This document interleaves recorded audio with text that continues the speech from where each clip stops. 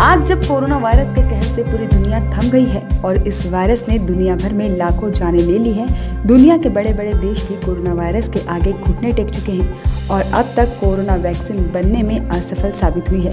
वहीं मध्य प्रदेश के नरसिंहपुर जिले के युवक अभिषेक ने एक ऐसी मशीन इजाद की है जो कोरोना वायरस के प्रोटीन की परत को खत्म कर देती है, जिसमें हर खतरनाक वायरस निष्क्रिय होकर खत्म हो जाता है। अभिषेक का दावा है कि वायरस से प्रभावित इलाके में यदि इस मशीन को चालू कर दिया जाए तो उस इलाके के पैथोजेंस वायरस को यह मशीन पलक झपकाते ही साफ कर देती है। साथ ही यह वातावरण को शुद्ध कर उसमें मौजूद सभी हानिकारक तत्वों को खत्म कर देती है। दुनिया भर में कोरोना वायरस से अभी तक लाखों जानें जा चुकी हैं और इसका कहर लगातार बढ़ता जा रहा है।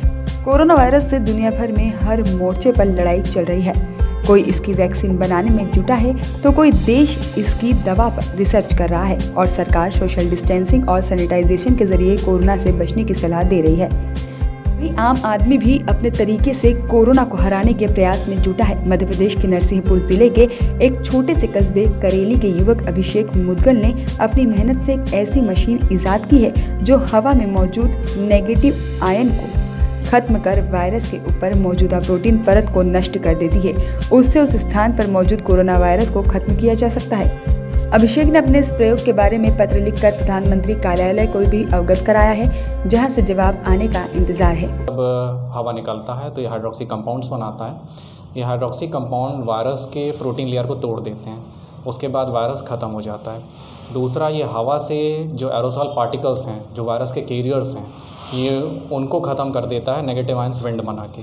सो पार्टिकल्स जब हवा से हट जाते हैं तो वायरस हवा में नहीं हो सकता, और हवा में नहीं होगा तो आपकी सांस से अंदर नहीं जाएगा।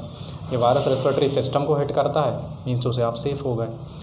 और ये आपके मूड स्विंग को कंट्रोल रखता है, तो उससे आपका जो इंटरनल सिस्टम है वो मजबूत होने लगता है, इम्यून सिस्टम आपका। सब वायरस से खुद लड़ सकते हैं। इसकी प्रेरणा कहाँ से मिली थी और कैसे इसे बनाया है? प्रेरणा लॉकडाउन के टाइम पर सब कुछ बंद था, खाली थे, घर में बैठे थे। नगर पालिका से कुछ मशीनें आईं, कुछ लोगों ने नगर पालिका सीएमओ को बताया कि मैं कुछ कर सकता हूं उनके लिए। सो सैनिटाइजिंग वगैरह की मशीनें आती थीं। सब मैंने देखा, महसूस किया कि यार परेशानी बड़ी है, जितना हम लोग समझते हैं उससे कहीं ज़्यादा बड़ी है। फिर मैंने नेट पर रिसर्च किया और डाटा निकाला और तब पता चला कि बाइपोलर आयोनाइजेशन एक तरीका है इसको ख़त्म करने का। मैंने उसके ऊपर काम किया और मेरे हिसाब से ये काम करता है। कई देशों में भी इसका काफ़ी सारे देशों में इसके ऊपर रिसर्च चल रहा है। America, Oxford university, UK. मेरे पास खुद ही कम से कम नहीं तो 15 से 16 यूनिवर्सिटीज़ के रिसर्च पेपर्स हैं जो मैंने नेट से निकाले हैं, विथ वीडियोज़ हैं। उसमें उन्होंने क्लियरली दिखाया कि कैसे वायरस जो है इससे ख़त्म हो जाता है। सरकार को भी कोई पत्र लिखा है? हाँ जी, मैंने सरकार को पत्र लिखा है और मैं उस लेटर के आंसर के वेट कर रहा हूँ।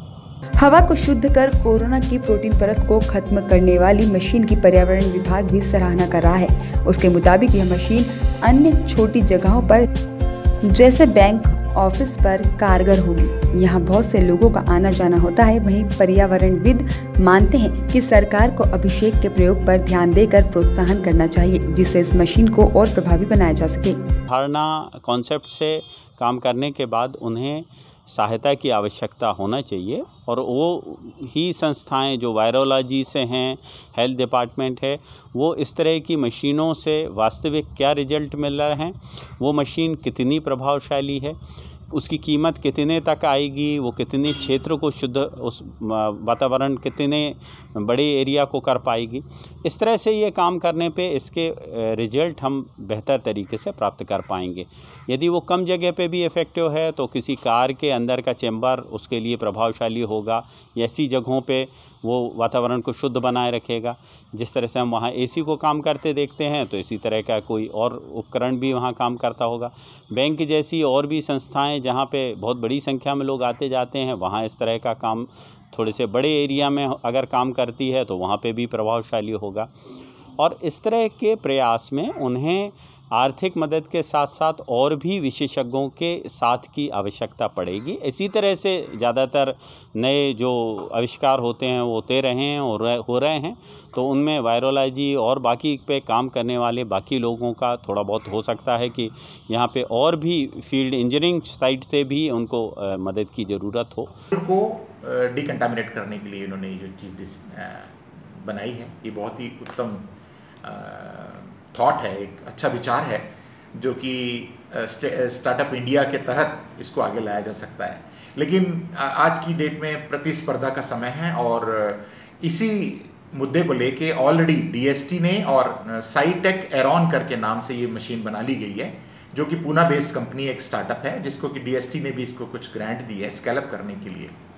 पीछे थीम जो बच्चे ने सिलेक्ट करी है मुझे बहुत अच्छी लगी, क्योंकि इसमें जितने भी एयरबॉर्न पार्टिकल्स हैं उनका आयोनाइजेशन एक किस्म से किया जाता है। पहले तो आयोनाइजेशन हवा से ऑक्सीजन और हाइड्रोजन के आयन्स में कन्वर्ट करके जो चीज़ बनाई है, बड़ी छोटी सी मशीन, बहुत अच्छी बनाई है, और उसके बाद आयोनाइज करती है ये किसी भी वायरस या बैक्टीरिया को। अब लेकिन जब तक इस चीज़ का, इस बच्चे ने जो मशीन बनाई है, इसका हम लोग वायरस पे टेस्ट ना कर लें, बैक्टीरिया पे टेस्ट, पैथोजेनिक बैक्टीरिया पे टेस्ट ना कर लें, तो हम कुछ कह नहीं सकते हैं। तो अब हमें ये चाहिए कि या अभिषेक मंगल जी को चाहिए कि किसी विश्वविद्यालय से जहाँ पे एरोबायोलॉजी के साथ साथ वायरोलॉजी की लैब हो, जहाँ पे इस वायरस का कोविड-19 की बात की जाए तो कोविड-19 का टेस्ट होता हो, तो वहाँ और बहुत ही कंट्रोल तरीके से इसका टेस्टिंग करवाया जाए किसी संस्था से, तब इसको हम स्केल अप कर सकते हैं। बाकी मैं साधुवाद देता हूँ अभिषेक को कि ये इतनी छोटी सी जगह पे भी रह के इतना अच्छा इसने डिसाइड करके एक प्रोटोटाइप बनाया है और हमें इसको प्रमोट करना चाहिए। अब बस जरूरत है सरकार को इसे प्रोत्साहन देने की, जिससे कि इस किल कोरोना मिशन के जरिए कोरोना के खिलाफ युद्ध लड़ा जा सके। Bureau report, Narsinghpur.